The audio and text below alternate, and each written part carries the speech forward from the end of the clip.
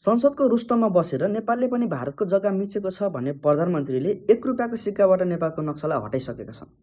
हिजोदेखि केही social media र केही न्युज पोर्टलमा यो खबर खुब आइरहेको छ। तपाईँले पनि देख्नुभयो होला पक्कै पनि। तर के साँच्चै यस्तै हुँदैछ त? यो टोटली रङ हो।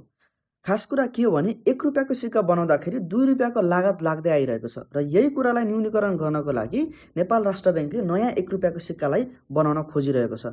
र यही प्रक्रियामा नेपाल राष्ट्र ब्याङ्कका डिजाइन टिमले 1 रुपियाँको सिक्कामा भएको नेपालको नक्सालाई हटाएर अप्पर मुस्ताङमा भएको घोर गुम्बालाई राख्ने प्रस्ताव लिएर मन्त्री परिषदसम्म पुगेका थिए, जुन प्रस्तावलाई चाहिँ मन्त्री परिषदले इन्कार गरेका छन् वा अस्वीकार गरेर पठाएका छन्। यसको मतलब नेपालको 1 रुपियाँको सिक्काबाट नेपालको नक्सा हट्ने छैन र 1 रुपियाँको सिक्कामा नेपालको नक्सा राख्ने वा हटाउने यस कार्यमा कुनै पनि राजनीतिक पक्ष नरहेको मन्त्री परिषद र नेपाल राष्ट्र ब्याङ्कबाट भनिएको छ।